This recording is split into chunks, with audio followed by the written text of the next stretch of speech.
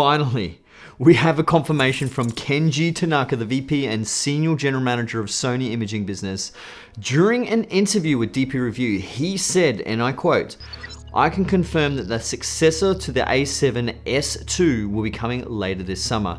Right now we're focused on the launch of the new camera, and it will be a complete redesign of the whole system, including the image sensor. Everything is new." So, what does this mean for us current Sony shooters? Now, we are finally looking at an official release date, at least by the month of August. At the end of month of August, it did say at the end of summer. There's still 2 months left of summer in the Northern Hemisphere. So that's either July or August. Now, I know Canon will be releasing more info on the R5 and R6 on the 9th of July. So I believe from the past, you would think that Sony would be not too far off that. Now, one major point that I do want to bring up is the complete redesign. Now, what does this mean?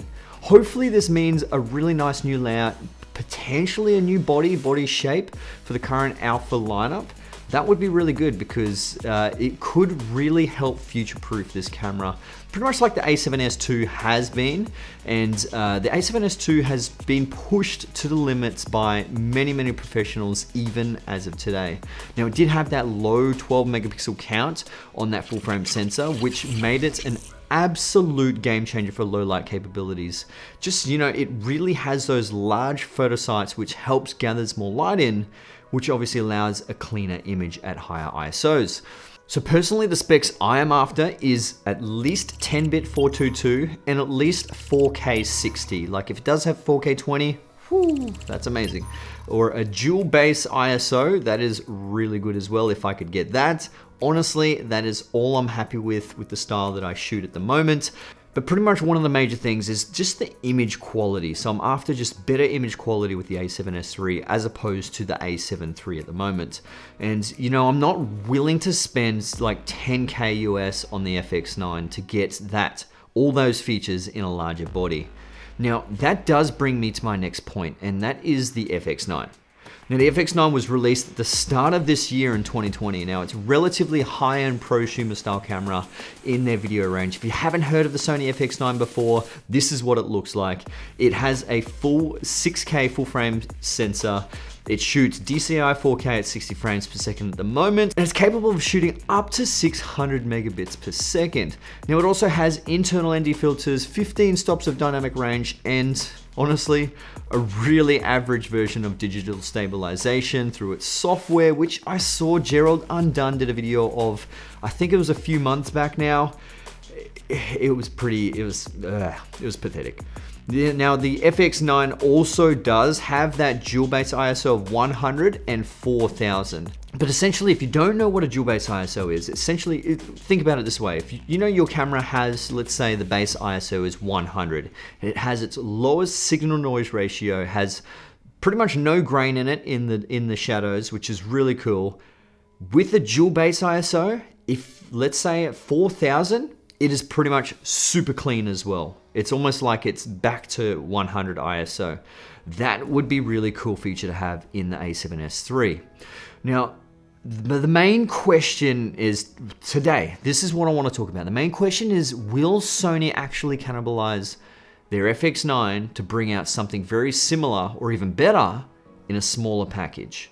Now, this is a really tough position for the business and really nerve-wracking position for us content creators, because we want the best we can get in a smaller body for a small amount of price, and that's of a cinema camera.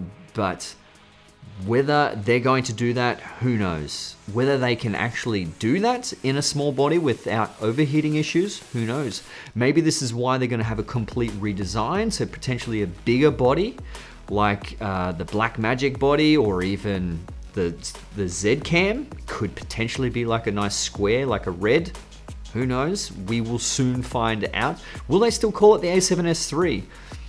Potentially they might still call it the A7S III. Tanaka did state that the S in the A7S originally stood for sensitivity, but now it should stand for supreme in terms of image quality and expression. Now that is an interesting thing that he said.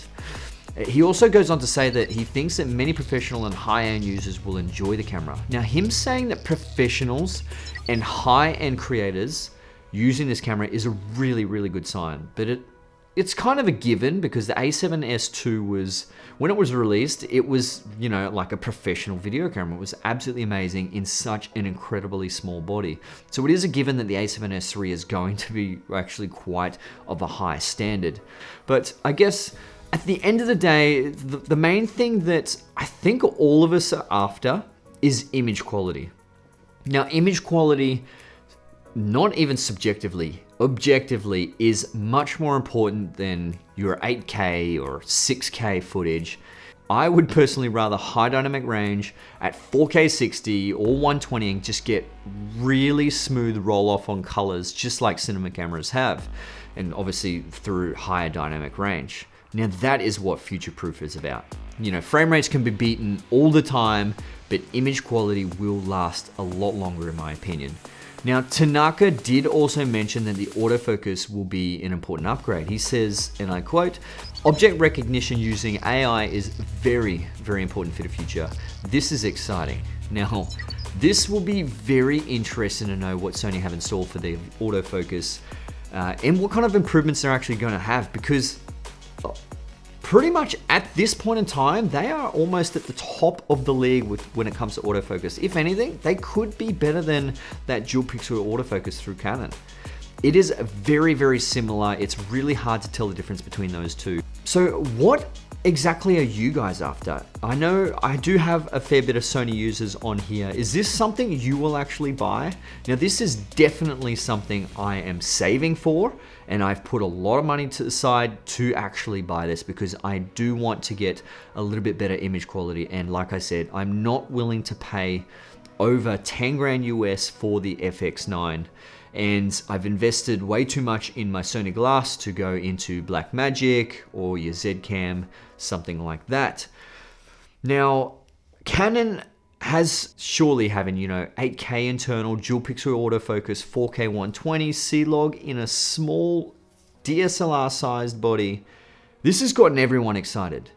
And I have personally invested, like I said, far too much to be changing to Canon now.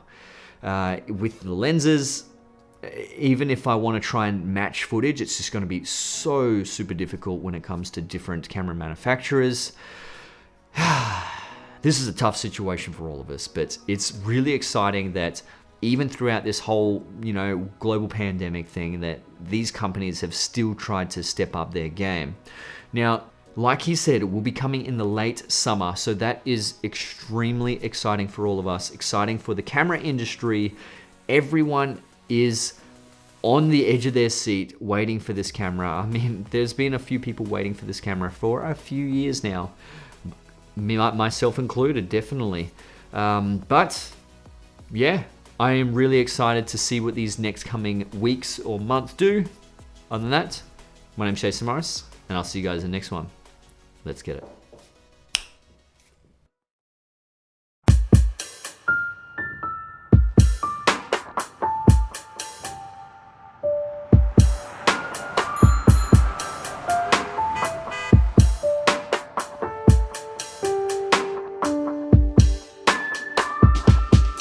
Got me feeling like them leaves.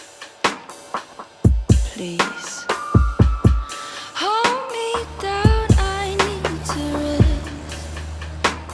rest. Your body talks to me, it takes control